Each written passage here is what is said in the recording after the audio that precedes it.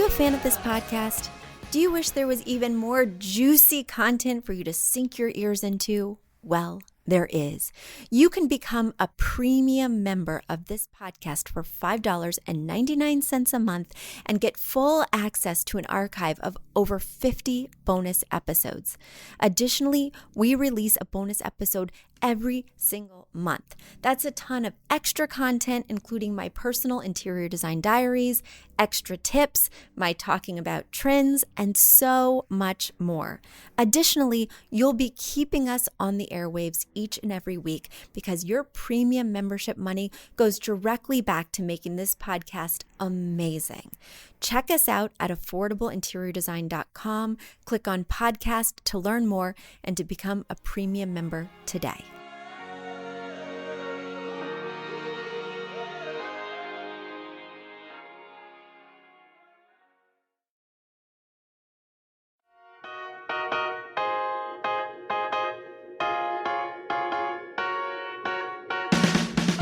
You don't need a high-end designer or a lot of money to get a luxe look.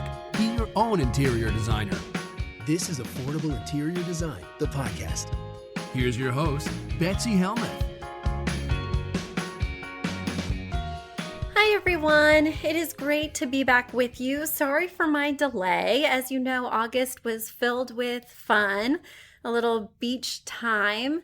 It was actually, to be fully honest, very hard to relax. I took 10 days off and I did work one day in the middle. And it's hard when you're struggling during a pandemic to keep your business afloat, when you're designing for clients, when you're trying to make it all work.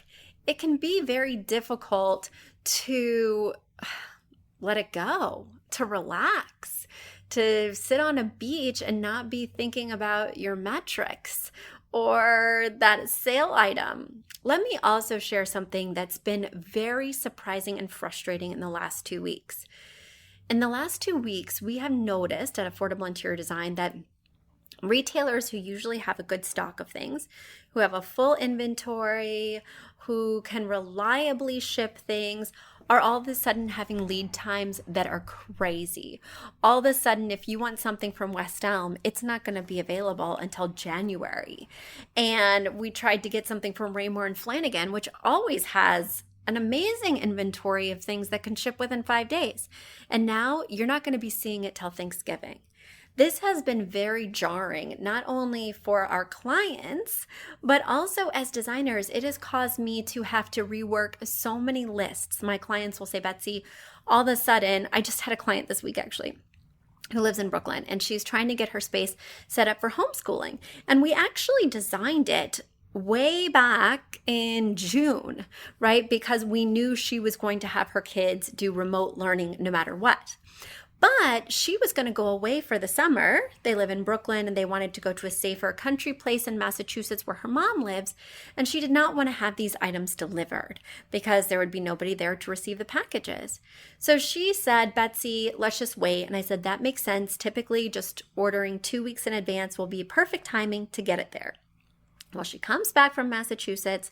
She orders everything just on the timeline we spoke about. And the items are not going to be available till October, November, December in some cases. And these are from like Wayfair, right? And it was really disheartening. And all of a sudden she says, Betsy, I just want you to source everything from Amazon. We've got to get them set up for school. I've got to have a place for them to be that they can make their own so they can thrive this school year. And it needs to be there from the start. And I went on Amazon to find options. And I was so bummed out by the selection. I mean, it all looks like crap. And there's a couple things that are okay, but it's really been devastating. I mean, I hate to use that word because please, let's look at what's really going on during this pandemic. But it's been hard to not be able to have reliable inventory when the clients need it, and to have to manage expectations in a different way. That's basically, I don't know.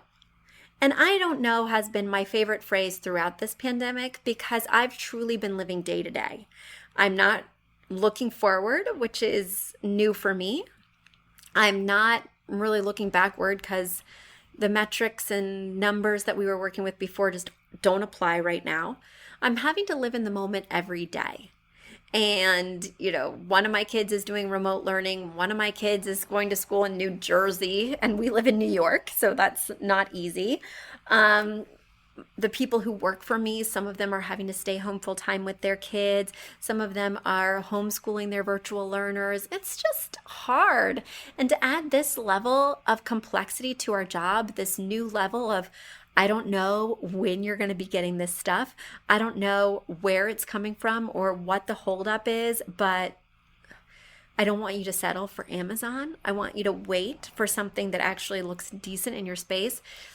It's been frustrating.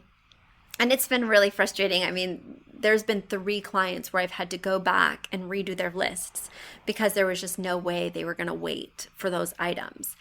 My advice, which they did not like to hear, go online to Amazon and buy a folding table until the desk that you want is available. It's worth the 3-month wait to have 3 months of, discomfort to have 3 years of comfort with the right piece.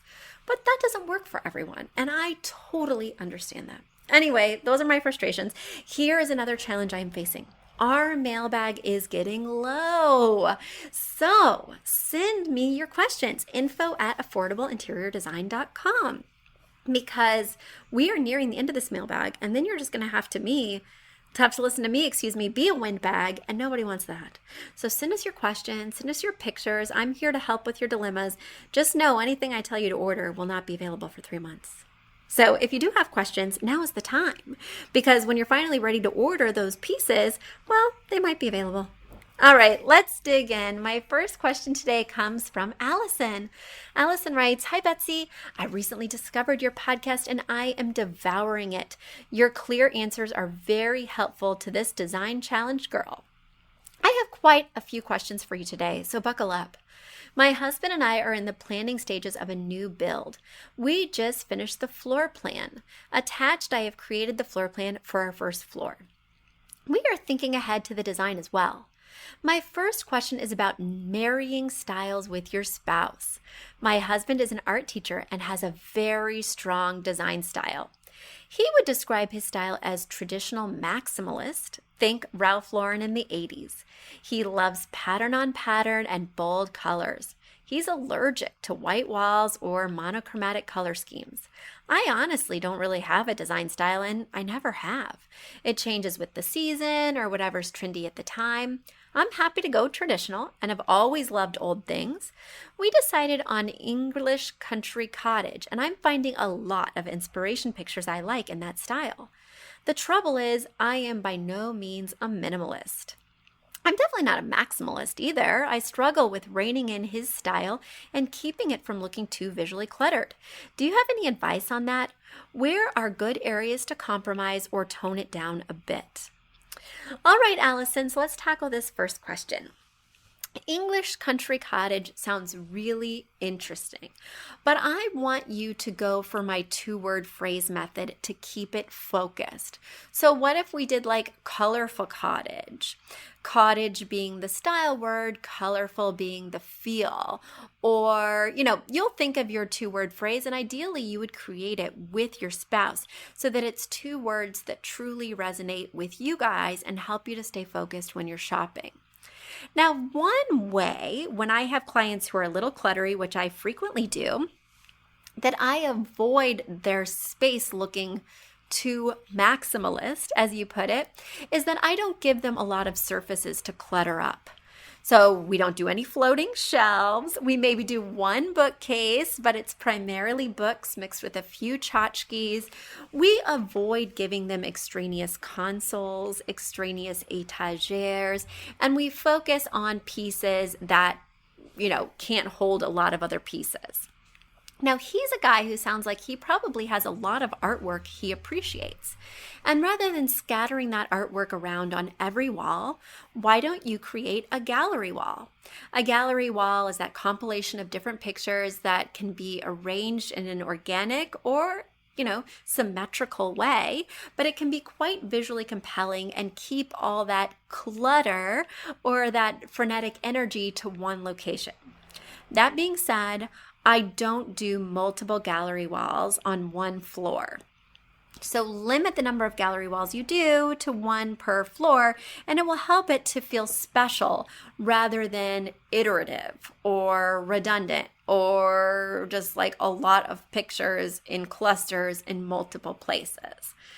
I think you need to agree upon that inspiration piece. You and your husband both need to decide, yes, this is the piece from which we will derive our color palette, whether it's rugs or a piece of art or a patterned drape. Then you choose your 60-30-10 from there. And because he has such a strong concept of what he might like, you let him pick the 60-30-10. Just make sure that it's a mix of cool colors, blue, greens, purples, as well as warm colors, reds, orange, yellows. So you don't want to have like your 60-30-10 be red, orange, and yellow, say, because that's not balanced. It needs a cool tone. But it could be mine, for instance, in my living room is red, yellow, and green. And that green provides the balance we need for those warm tones. And then when he's reined in terms of his color palette, he now knows what to look for and won't be going Roy G. Biv all over your house. Now, the other thing you'll want to do is start with a foundation of neutrals. That means that you would overlay that 60-30-10 color palette. And if you don't know what I mean by 60-30-10, you'll want to get my book or listen to previous episodes where I go quite in depth. But you'll want to start with that tabula rasa, that blanket of neutrals on which you can overlay those accents. And typically you would go for either a gray beige, or like a beigey creamy. Now, if I were thinking English country cottage, it would definitely be that beigey creamy. And maybe that's the wall color. So maybe he chooses the 60-30-10 color palette, but you choose the wall color, and that gets to be that neutral foundation. It does not have to be stark white, because I am in agreement with him that can feel too cold, too austere, unless it's in just the right environment, like a converted loft or like a super modern apartment in Williamsburg, Brooklyn, something like that. Unless it's that type of space, which you're not telling me it is, white does not feel organic there. It doesn't feel like a choice. It feels like just you slapped something up that was cheap. Now you can have white trim that would contrast with your cream walls. That would look beautiful. And again, be that perfect foundation for those vibrant pops, the gallery wall, etc. And now it's time for a quick commercial break. Do you love this podcast? Do you wish you could learn even more? Well, we have an online class bundle. Our online class bundle is comprised of 3 online classes: Beautifying Your Home for Less, Styling Your Home, and the Fundamentals of Feng Shui. Each one of those 3 classes is between 30 and 45 minutes long and chock filled with visuals and tips, things that will help you to style your own space or help out with other spaces. Additionally, with the pack of 3 classes, you get an autographed copy of my book, Affordable Interior Design. You get all of that for only $99. Once again, that's the 3 online classes as well as the book for only $99. You just go to affordableinteriordesign.com/classes. Once again, affordableinteriordesign.com/classes to buy your bundle today. And if one of those classes sounded intriguing, but maybe you already have my book or some of the other topics are not of interest, you can buy the classes individually at that site as well. Each class is $40.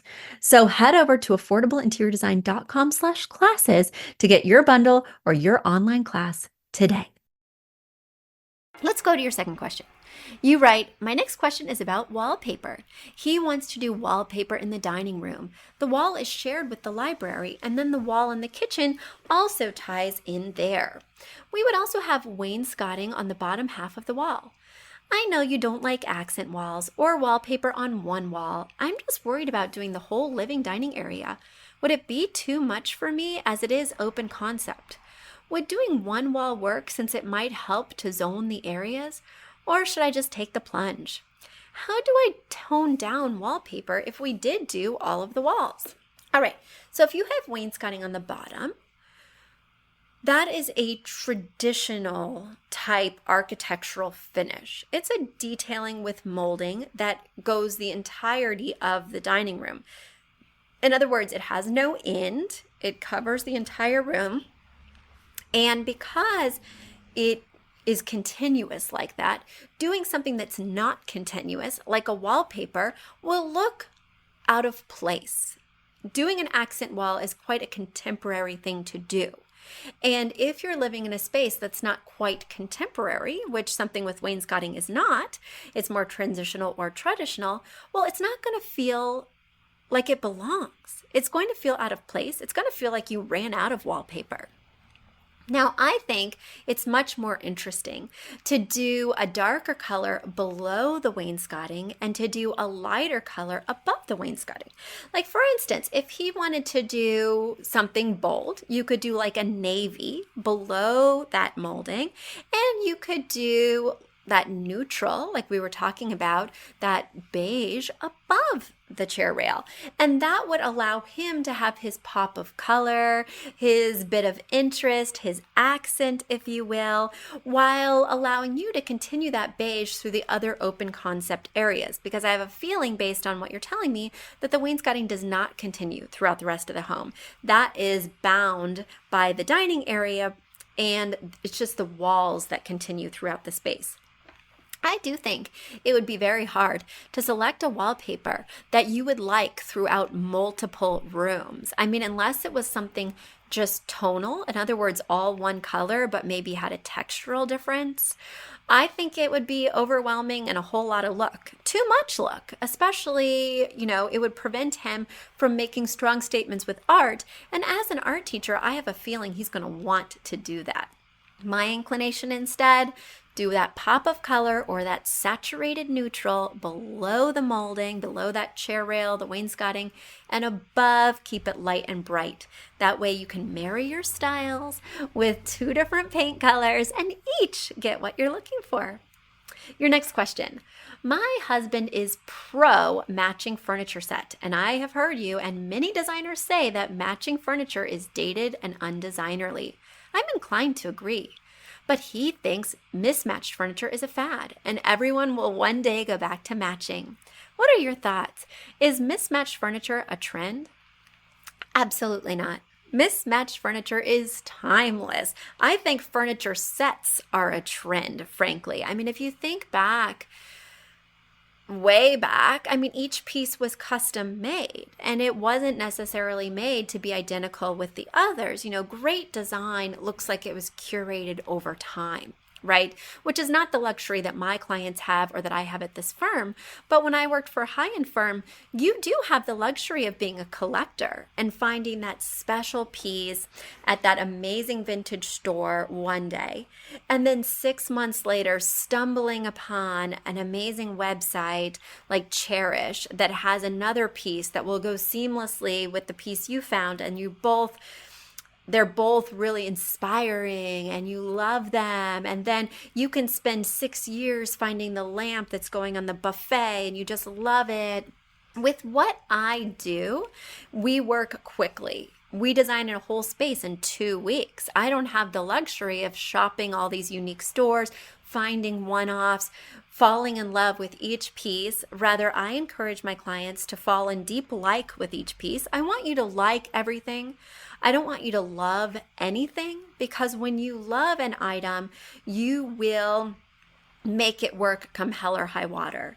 You will make all sorts of sacrifices. You will compromise other things in the room to make that piece you love work. And it will be at the expense of the larger vision. So I want you to like everything in the room, and I want you to love the larger vision that it serves. But feeling too deeply about any one piece can prevent the workflow from coming naturally, or can increase your timeline to a 6-year expedition where you're searching for those pieces you're going to fall in love with over time, which is a journey. And I don't have patience for that, and neither do any of my clients. Your husband is wrong. Can I just say that? Wrong. And you should definitely not be buying furniture sets.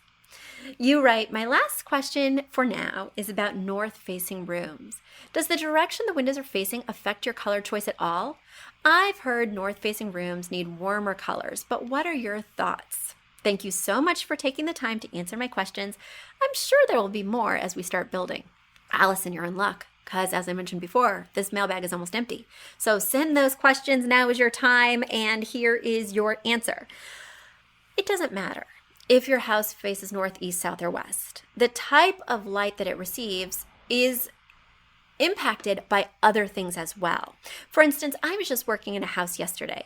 It faced south. You would imagine it's flooded with natural light for most of the day, but you would be incorrect because there was a big house across the street from it that basically blocked a lot of the light, and there were a ton of trees in the yard that added to the issue.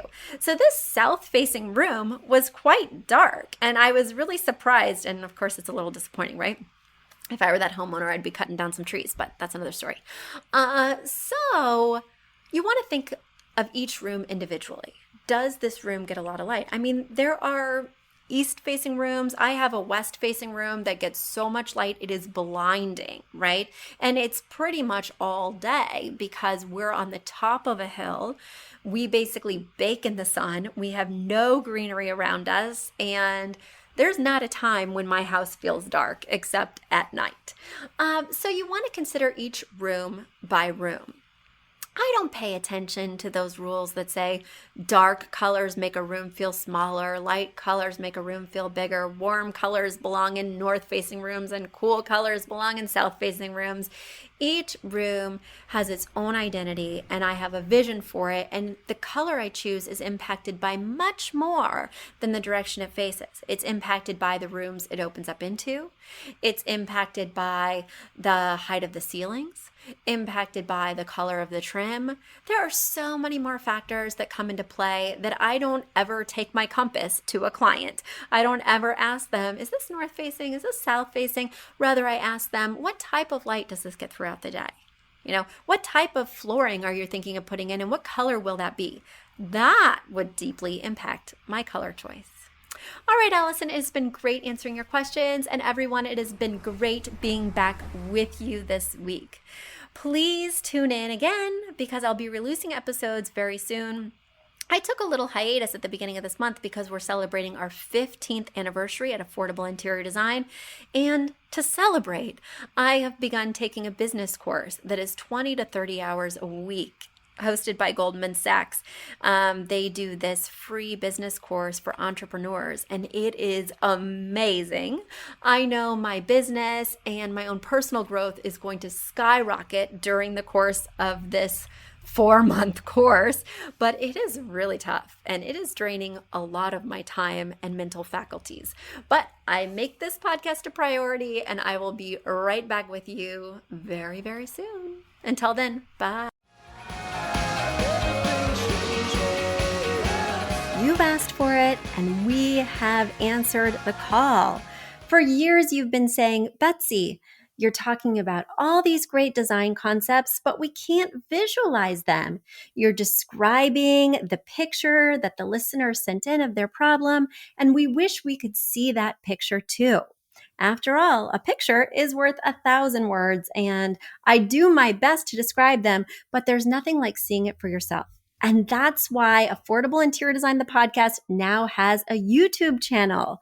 Not only do we have a YouTube channel where you could see recordings and clips of these podcast episodes, we also have an Instagram, a Facebook, and so many other exciting things. You should check it out. Head over to affordableinteriordesign.com/links. Once again, affordableinteriordesign.com/LINKS. links. And when you go there, you will see links to our YouTube page, our Instagram page, our Facebook page, and more. Please check it out, follow and subscribe so you can see everything I'm talking about.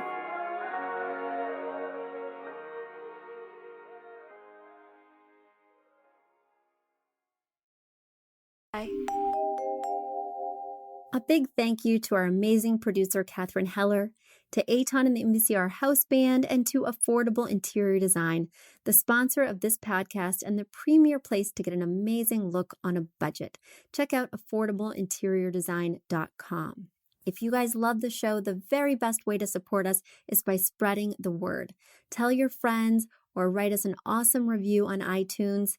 So until next week, guys, thanks so much for joining us, and I'll talk to you soon. Bye.